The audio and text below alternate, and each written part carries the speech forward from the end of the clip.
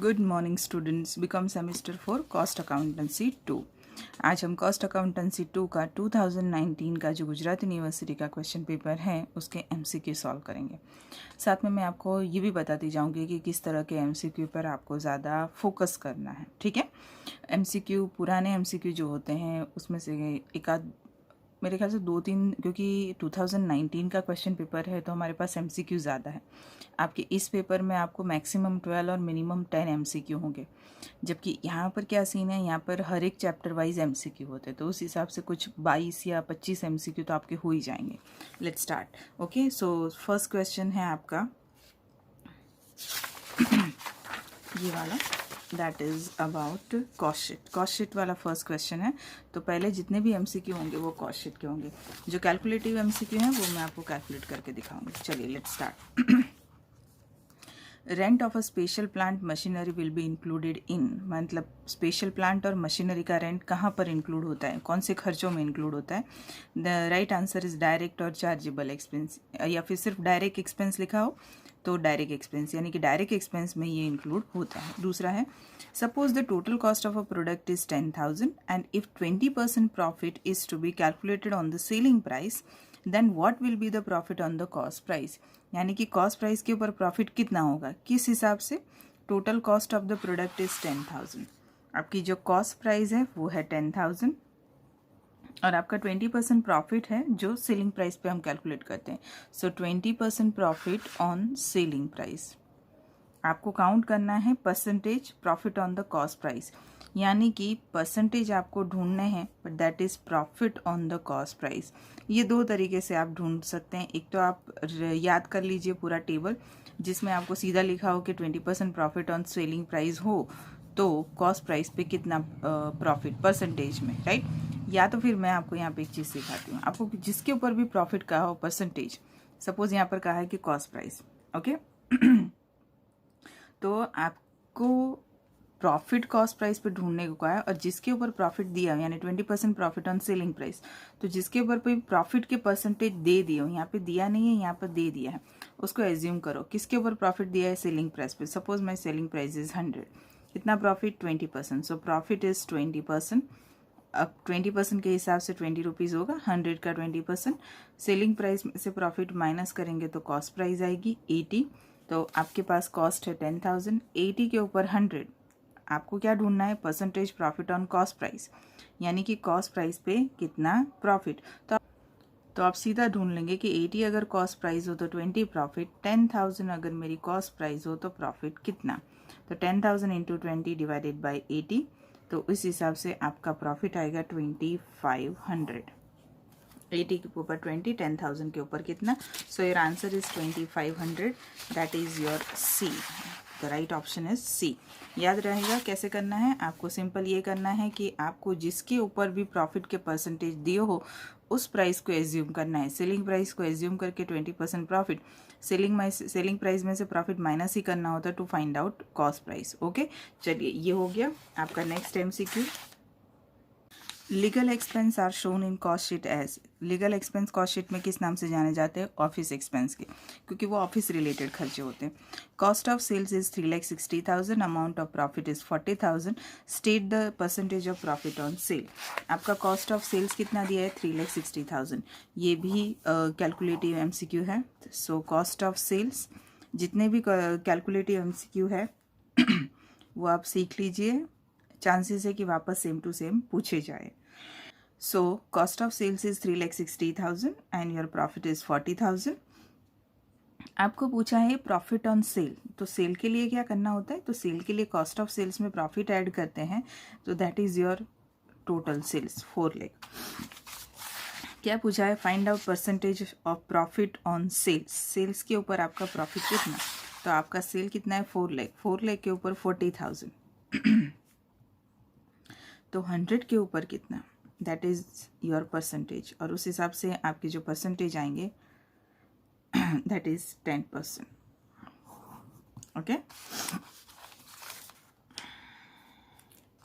ये रहा 10%। सिंपल है, कॉस्ट ऑफ सेल्स उसमें प्रॉफिट ऐड करो तो आपका टोटल प्रॉफिट आएगा 4 लाख। प्रॉफिट ऑन सेल्स ढूंढना है, परसेंटेज 4 लाख के ऊपर 40,000, 100 के ऊपर कितना। From the following which item is not shown in cost sheet. Cost sheet में कौन नहीं दिखता है? Salary, income tax paid, indirect material और इनडायरेक्ट वेजेस। कॉस्ट शीट में ये भी दिखते हैं, ये भी दिखते हैं, सैलरी भी दिखती है, इनकम टैक्स पेड नहीं दिखते हैं। Rent of a special plant is added to which expense while preparing statement of cost, direct expense. ये पहला वाला ही MCQ है, जो लास्ट वाला है। यस, बाय डिफ़ॉल्ट वही है पूछने का तरीका, और MCQ के जो ऑप्शंस हैं वो थोड़े अलग तरीके से दिए हैं। चलिए अब करते हैं क्वेश्चन 2 के MCQ।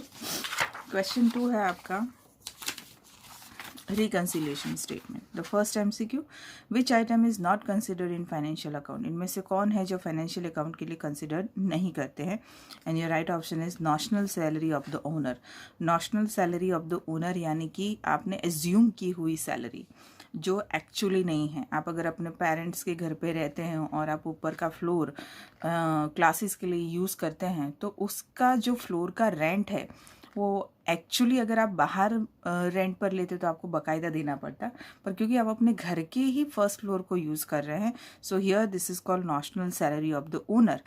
ओके, उसे कहेंगे notional rent, notional salary of the owner. यानी आप अपने पापा को एज एन अकाउंटेंट रखते हैं तो notional salary of the owner, या फिर आप खुद एज एन अकाउंटेंट काम करते हैं तो notional salary of the owner. This is just assume, it is not shown in financial account. ये फाइनेंशियल अकाउंट में नहीं दिखते, क्योंकि फाइनेंशियल अकाउंट में वही दिखते हैं जो एक्चुअली होते हैं, जिसे आप पे करते हैं। ये कॉस्ट शीट में दिखते हैं, राइट। चलिए, विच item is not considered in cost account. अब इनमें से कौन है जो कॉस्ट अकाउंट में कंसिडर नहीं करते? इंटरेस्ट। इंटरेस्ट फाइनेंशियल अकाउंट में दिखते हैं, बाकी ये तीनों ही दिखते हैं। कई बार 4 ऑप्शन में से कौन सा ऑप्शन नहीं आएगा वो भी आपको हेल्प करता है कि राइट आंसर क्या है। ये तीनों नहीं आएंगे, यानी यही आएगा। Expense not recorded in financial account. Financial account में कौन से एक्सपेंस रिकॉर्ड नहीं किए जाते? Rent of own house same है, नॉशनल सैलरी हो या खुद के घर का भाड़ा हो, है ना। Goodwill return off is recorded in financial account. ये फाइनेंशियल अकाउंट का हिस्सा है, goodwill return off, not the cost it. When loss as per cost account is 60,000 and goodwill return off is 4,000, the loss as per the financial book would be as under. यानी कि आपका cost account का loss है 60,000। अगर आपका cost sheet का profit, जब हम रिकन्सिलिएशन स्टेटमेंट बनाते हैं तो we have to start with its a profit as per cost account. मैंने वीडियो डाला हुआ है कॉस्ट शीट का भी, रिकन्सिलिएशन का भी और ऑपरेटिंग कॉस्टिंग का भी, आप देख लेना। आपको कॉन्ट्रैक्ट और जॉब बैच नहीं करना है। 4 चैप्टर है, उसमें से कॉन्ट्रैक्ट जॉब बैच निकाल दीजिए, बाकी के 3 चैप्टर के वीडियो हैं, आप देखिए और सीख लीजिए। कॉस्ट अकाउंट 60,000 है लेकिन लॉस है, तो याद रखिए जैसे ही loss as per cost account हो तो नीचे प्लस माइनस चेंज हो जाएगा। यानी कि गुडविल रिटर्न ऑफ जो 4,000 है, आइडियली हम उसे माइनस करते हैं क्योंकि ये खर्चा है, लेकिन लॉस से सम शुरू होता है तो इसे प्लस कर देंगे, तो 64,000। अगर कोई इनकम होती तो उसे हम माइनस कर देते, प्लस आइडियली हम प्लस करते हैं, पर यहाँ पर हम माइनस करें। क्यों? क्योंकि आपका कॉस्ट अकाउंट का लॉस है। याद रखिए student, 60 + 4,000 64,000। Amount recorded in profit and loss account but not recorded in cost account. P&L में दिखेगी लेकिन कॉस्ट शीट में नहीं दिखेगी। प्रिलिमिनरी एक्सपेंस, ये आपका P&L का पोर्शन है। चलिए, ये हो गया हमारा क्वेश्चन नंबर 2। अब हमारा क्वेश्चन नंबर 3 है, यही सब मैंने इसका ही वीडियो बनाया हुआ है ऑपरेटिंग कॉस्टिंग का, आप चेक करिए। Question 3 is operating costing and MCQ। Which of the following is not fix expense for operating costing. इसमें से कौन है जो ऑपरेटिंग कॉस्टिंग के लिए फिक्स नहीं है? And that is petrol. But obvious है, ऑपरेटिंग कॉस्टिंग सर्विस प्रोवाइड करती है, तो अगर आप ट्रांसपोर्ट कंपनी है तो petrol is a variable. Which of the following is not included in operating industry. इनमें से कौन है ऑपरेटिंग इंडस्ट्री की तरह उसमें इंक्लूडेड नहीं है? तो पब्लिकेशन। क्यों? मैंने कहा ना, कई बार जो ऑप्शन नहीं आते हैं ना वो भी हेल्प करते हैं। थिएटर तो फिल्म दिखाते हैं, होटल खाना खिलाते हैं, स्टे करवाते हैं, रेलवे ट्रांसपोर्टेशन पब्लिक अपने को देते हैं पब्लिक को। पब्लिकेशन क्या है? तो बुक पब्लिश करती है, तो बुक बेचती है, तो कोई चीज़ मिलती है। इन तीनों में सर्विस होती है। Operating industry service provider, not the manufacturing industry. Which of the following is not variable expense for operating costing. Operating costing के लिए वेरिएबल एक्सपेंस नहीं है। डेप्रिसिएशन वेरिएबल है, मेंटेनेंस वेरिएबल है, गैरेज रेंट फिक्स्ड है। Which of the following item is considered as a variable cost from the viewpoint of a transport undertaking? अब ये variable cost है transport undertaking के लिए, तो tyre tube, accountant salary, rent tax के cleaner salary, tyre and tube salary तो fix ही होगी, रेंट टैक्सेस भी फिक्स होंगे। टायर एंड ट्यूब डिपेंड करता है कि आप ट्रांसपोर्ट इंडस्ट्री में जो भी यूज़ करते हैं व्हीकल्स, वो कितने आपके चलते हैं, उस हिसाब से वो यूज़ होते हैं। Which of the following cost unit is adopted by goods transport company. Goods transport company कौन सी कॉस्ट यूज़ करेगी? पर टन किलोमीटर, गुड्स है ना तो उठाएगी तो टन किलोमीटर। ओके चलिए, और ट्रांसपोर्ट कंपनी है। क्वेश्चन नंबर 4 उसके एमसीक्यू। क्वेश्चन नंबर 4 है आपका जॉब बैच एंड कॉन्ट्रैक्ट। हमें चैप्टर नहीं करने, लेकिन एमसीक्यू तो करना है ना, एमसीक्यू आएंगे। An automobile service unit uses which costing. Automobile service unit क्या है, कौन सी कॉस्टिंग मेथड यूज़ करती है? Batch costing. बैच और जॉब का डिफरेंस समझा दूँ ताकि कोई भी पूछे तो आपको आए, कोई भी इंडस्ट्री के बारे में पूछे या कोई भी सर्विसेज के बारे में। जो बैच कॉस्टिंग होती है वो बैचेस में बनती है, 10,000 का बैचेस, 500 का बैचेस, 5 का बैचेस, है ना। और जो जॉब होती है, जॉब इंडस्ट्री स्पेशलाइज प्रोडक्ट देती है। फॉर एन एग्जांपल अगर आपका मेडिसिन्स का बिजनेस है तो मेडिसिन्स पैरासीटामोल होती है तो वो एक नहीं बनती है, वो बैचेस में बनती है। सिर्फ पैरासीटामोल बनेगी, बहुत सारी बनेगी लेकिन पैरासीटामोल बनेगी, तो वो पैरासीटामोल का एक बैच होगा। फिर अगर सपोज आपको कोई दूसरी प्रॉब्लम है तो उसकी जो मेडिसिन होगी उसका एक बैच बनेगा, समझ में है। उस बैच में बहुत सारे होंगे। जॉब स्पेशलाइज प्रोडक्ट है, अगर आप घर बनाते हैं, कंस्ट्रक्शन, कोई पर्टिकुलर रेलवे ब्रिज बनाते हैं तो दैट इज़ अ जॉब। और अगर हम और जॉब का एग्जांपल लें तो printing industry, specific kind of printer, specific kind of machines, tools, ये सब जॉब में आता है। देखो ये प्रिंटिंग इंडस्ट्री है, जॉब आएगा। Which costing is use in printing industry? Job. Contract costing is mostly used in construction. Contract costing construction के लिए यूज होता है। Then cost plus contract means contract expense plus some percentage of profit. As per contract account uncertified work means work not certified. Uncertified का मतलब होता है work not certified. अब जैसे मैं गुजराती में भी समझा देती हूँ। अब जैसे मैंने ये कहा कि मैं आपको ये भी बताऊंगी कि किस तरह के एमसीक्यू आपको देख लेने हैं। तो खर्चे, यानी कि अगर आप कॉस्ट शीट के एमसीक्यू की बात करें तो किस तरह के खर्चे किस में इंक्लूड होंगे, डायरेक्ट में या फिर ऑफिस में या फिर फैक्ट्री में, राइट। फिर ये प्रॉफिट परसेंटेज वाले, ये 2 एमसीक्यू थे, मैंने आपको कैलकुलेट करके सिखाए। कोई स्पेसिफिक एमसीक्यू नहीं है, सिर्फ परसेंटेज ऑफ प्रॉफिट कैलकुलेट करना सिखा रहा है, राइट। उसके बाद हमारा रिकन्सिलिएशन है, सेम थिंग। खर्चे कौन से फाइनेंशियल अकाउंट में आएंगे और कौन से कॉस्ट शीट में आएंगे, ये आपको समझना हो तो मेरा रिकन्सिलिएशन का फर्स्ट वीडियो चेक करो, तो आपको एक्सपेंस को डिस्ट्रीब्यूट करना आ जाएगा। देन तीसरा है ऑपरेटिंग कॉस्टिंग। उसके अंदर आपको ये सीखना है कि ऑपरेटिंग कॉस्टिंग के लिए कौन सा फिक्स्ड है और कौन सा वेरिएबल है, ठीक है। उसके बाद आपका आता है जॉब एंड बैच। तो जॉब में कौन कौन से बिजनेसेस आएंगे और बैच कॉस्टिंग में कौन से बिजनेसिंग आएंगे, वो आप सोच लिए। कॉमन सेंस का वाला भी एक क्वेश्चन है कि मैंने जैसे कहा कि जॉब स्पेशलाइज प्रोडक्ट के लिए होता है और बैचेस बनते हैं। स्पेशलाइज कह नहीं सकते उसे, लेकिन उसमें एक साथ बहुत सारे होते हैं। उसके बाद कॉन्ट्रैक्ट कॉस्टिंग में 3-4 फिक्स ही है कि यही होते हैं, तो वो आप देख लेना, ठीक है। चलिए, ये हो गया इंग्लिश मीडियम के लिए आपके एमसीक्यू। अब हम बात करेंगे गुजराती मीडियम के एमसीक्यू। फटाफट मैं उसे आंसर बता देती हूँ, एक्सप्लेन तो मैंने हिंदी में ही किया है।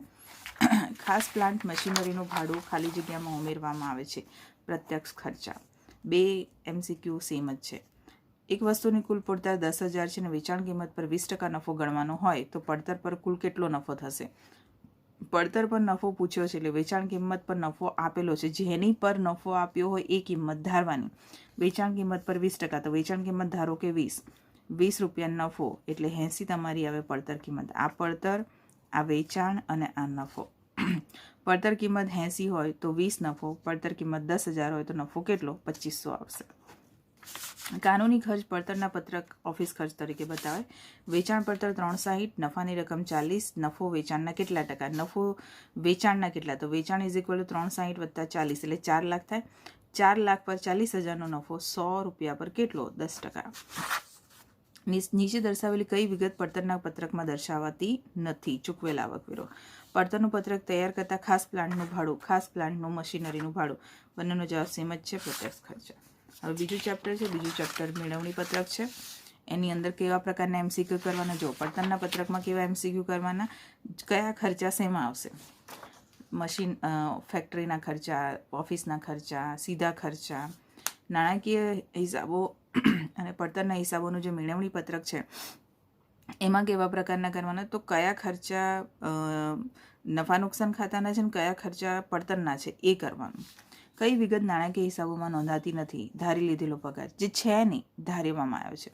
કઈ વિગત પડતરની હિસાબી પદ્ધતિમાં ધ્યાનમાં લેવામાં આવતી નથી, વ્યાજ પડતરમાં ના ધ્યાનમાં લાવે. નાણાકીય હિસાબોમાં નહીં નોંધાતો ખર્ચો, પોતાના ઘરનું ભાડું. નાણાકીય હિસાબો માત્ર એવા જ ખર્ચા નોંધાય જે ખરેખર થયા હોય. માંડી વાળેલ પાઘડી માત્ર નોંધવામાં આવે છે, નાણાકીય હિસાબોમાં જ આવે. પડતરના હિસાબો મુજબ ખોટ 60,000, માંડી વાળેલ પાઘડી 4,000, તો નાણાકીય હિસાબ મુજબ ખોટ કેટલી રહેશે? ખોટથી શરૂ થાય તો હંમેશા ખર્ચા પ્લસ કરવાના ને ઇન્કમ માઇનસ કરવાની, અને જો નફાથી શરૂઆત થાય તો ઇન્કમ પ્લસ કરવાની, ખર્ચા માઇનસ કરવા. આ ખર્ચો છે પણ પ્લસ કરવાનો 64,000, કારણ કે ખોટથી શરૂઆત થઈ છે. નફા નુકસાન ખાતામાં નોંધેલી પણ પડતરના હિસાબોમાં નહીં નોંધેલી રકમ, પ્રાથમિક ખર્ચા. ચલો, આ થઈ ગયું મેળવણી પત્રક. ત્રીજું ચેપ્ટર છે તમારું સેવા પડતરનું. આ દાખલાનો મેં વિડીયો બનાવ્યો છે. સેવા પડતર માટે કયો ખર્ચ સ્થિર ખર્ચ નથી? પેટ્રોલ બદલાતો રહે, કારણ કે પેટ્રોલ જેમ જેમ વપરાય સેવા પડતરમાં. સેવા પડતરમાં કયા પ્રકારના એમસીક્યુ કરવાના, કયા સ્થિર ખર્ચા છે અને કયા વેરિયેબલ ચલિત ખર્ચા છે, કોના માટે? સેવા પડતર માટે. નીચેનામાંથી કઈ બાબતોનો સમાવેશ સેવા ઉદ્યોગમાં નહીં થાય? પ્રકાશન સેવા. કેમ? કારણ કે પ્રકાશન સેવા બુક વેચે છે પ્રકાશન કરીને. રેલવે, થિયેટરનો, હોટલ કશું વેચતા નથી, સર્વિસ આપે છે. સેવા પડતર માટે કયો ખર્ચ ચલિત ખર્ચ નથી? ગેરેજ ભાડું દર મહિને ફિક્સ હોય. નીચેના પૈકી કયો ખર્ચ વાહન વ્યવહારમાં ધંધામાં ચલિત ખર્ચ ગણાય છે? ટાયર અને ટ્યુબ. જેમ જેમ વપરાતું જાય એમ ઘસાતું જાય અને એમ ચલિત ખર્ચા બદલાતા જાય. માલનું વહન કરતી ટ્રક કંપનીઓનું પડતરનું એકમ શું હોઈ શકે? એક તો એ માલનું વહન કરે છે, અને વહન કરતી એટલે કિલોમીટર દીઠ, અને માલ છે એટલે ટન કિલોમીટર દીઠ. ચલો, પછી આવશે તમારું ચેપ્ટર 4, જે છે તમારું છેલ્લું ચેપ્ટર, જોબ અને બેચ અને એની સાથે કોન્ટ્રાક્ટ એટલે કે કરાર પડતર. એમાં કયા પ્રકારના એમસીક્યુ કરવાના? તો જોબ અને બેચમાં કયા ધંધા આવે, જોબમાં કયા પ્રકારના ધંધાનો સમાવેશ થાય અને બેચમાં કયા પ્રકારના, અને કોન્ટ્રાક્ટમાં 3-4 જે દાખલા જ હોય છે, એટલે બહુ એમસીક્યુ નથી હોતા એના, પણ દાખલાની મેથડ પર હોય છે, બરાબર. ઓટોમોબાઈલની સર્વિસ કરતું એકમ, બેચ એટલે જ્યાં બેચ બને, બેચની અંદર પ્રોડક્ટ બને. એક જ જેવી વસ્તુઓ બને પણ એ બેચીસમાં બને. ધારો કે પેરાસિટામોલ, દુખાવાની દવા, તો એ બેચીસમાં બને, એક ના બને, એક પેકેટ ના બને, બહુ બધા બને, પણ બેચમાં બને. પ્રિન્ટિંગ ઉદ્યોગમાં કયો પડતર પદ્ધતિનો સમાવેશ થાય છે? જોબ પડતર પદ્ધતિ. જોબ એટલે સ્પેશિયલ પ્રોડક્ટ, અમુક પ્રકારના પ્રિન્ટર, અમુક પ્રકારના મશીન્સ, અમુક પ્રકારના પ્લાન્ટ, બરાબર. કરાર પડતર મોટાભાગે કયા ઉપયોગમાં લેવામાં આવે છે? બાંધકામ. તો જગ જાહેર છે કે કરાર તેના માટેનો આપણો જે સમ્સ આપણે કરીએ છીએ તો બાંધકામના. પડતર વત્તા કરાર એટલે કરારના ખર્ચા પ્લસ અમુક ટકા નફો ચડાવવો. કરારમાં બિન પ્રમાણિત કામનો અર્થ શું થાય? બિન પ્રમાણિત કામ એટલે જેમાં પ્રમાણપત્ર ના મળ્યું હોય, બરાબર. આ તમારા થયા એમસીક્યુ સેના 2019ના પેપરમાં એક ક્વેશ્ચનની અંદર 6 એમસીક્યુ હોય છે, તો અને બાકીના છેલ્લા બેમાં 5 એટલે 22 એમસીક્યુ આપણે સોલ્વ કર્યા. હું આશા રાખું કે જે રીતે મેં તમને કીધું કે અમુક પ્રકારના એમસીક્યુ પર ફોકસ કરો તો એમાંથી તમને એક્ઝામમાં પૂછાશે અને આમાંથી અમુક પૂછાશે. ઓકે, પેપર સ્ટાઇલની વાત કરીએ તો 4માંથી કોઈ પણ 2 જ ક્વેશ્ચન લખવાના છે. જોબ, બેચ અને કરાર, કોન્ટ્રાક્ટ એને કાઢી નાખજો, અને બાકીના 3 ચેપ્ટર છે એના વિડીયો અવેલેબલ છે, એ 3માંથી જ ગમે તે 2 સિલેક્ટ કરજો, જે બી તમને ફાવે. ઓકે, ચલો. અને પછી હું એક બીજો વિડીયો બનાવીશ જેની અંદર I will tell you MCQ of 2019 for auditing subject. Okay, so मिलते हैं नेक्स्ट लेक्चर में. Bye students.